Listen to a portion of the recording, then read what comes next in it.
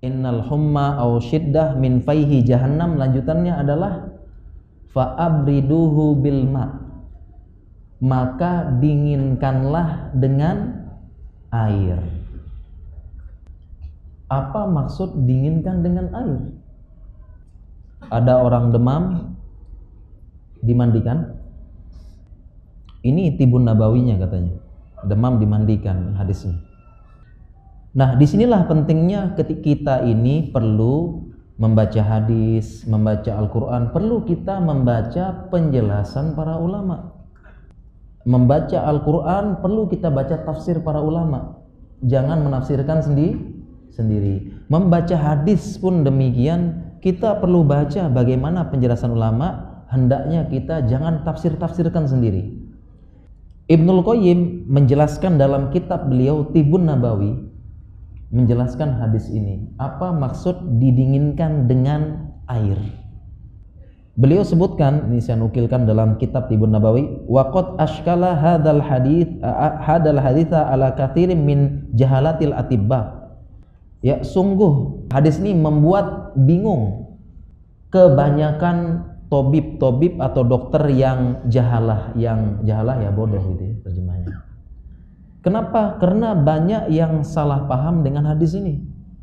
Ada orang demam dimandikan, dan saya menemui ada orang seperti ini keyakinannya.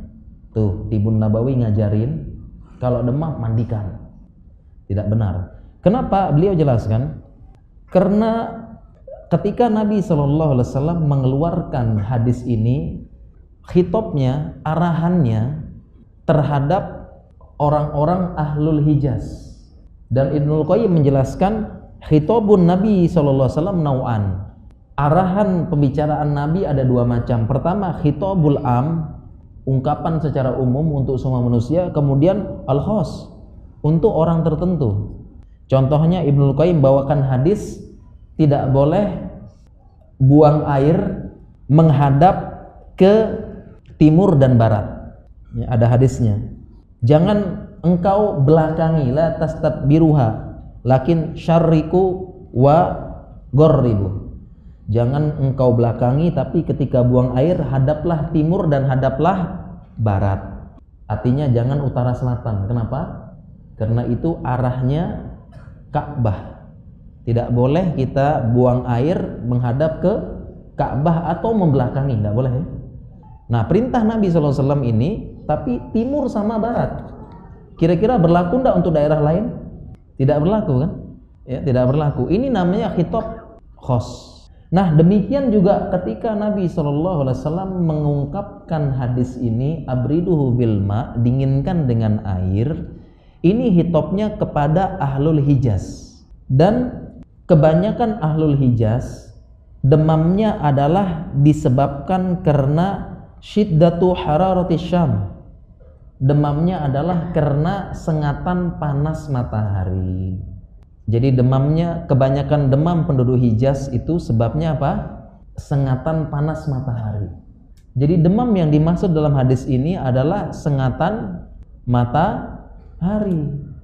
Sehingga demam jenis inilah yang didinginkan dengan air. Oleh karena itu, hadhihi yang fa'uha al-ma'ul baridu syurban waqtisalan. Demam jenis ini yang bermanfaat air dingin, baik itu syurban diminum ataupun dimandikan. Demamnya demam jenis ini. Demam karena sengatan matahari. Ini yang dimaksud hadis ini. Sehingga tidak benar demamnya karena demam tinggi karena demam berdarah, demam tinggi karena sakit tipes, demam tinggi karena masuk angin misalnya, demam tinggi karena yang lain-lain, kemudian karena baca hadis dimandikan terus. Ini tidak benar. Ini bukti bahwasanya kita harus mendengarkan, membaca penjelasan ulama. Dan belajar agama itu harus dengan guru. Jangan baru-baru hijrah, Masya Allah masuk kamar, kemudian ambil Sahih Bukhari, baca sampai khatam. Masya Allah. Belajar kita jelaskan. Dengan bantuan ustadz, dia membantu menjelaskan seperti ini.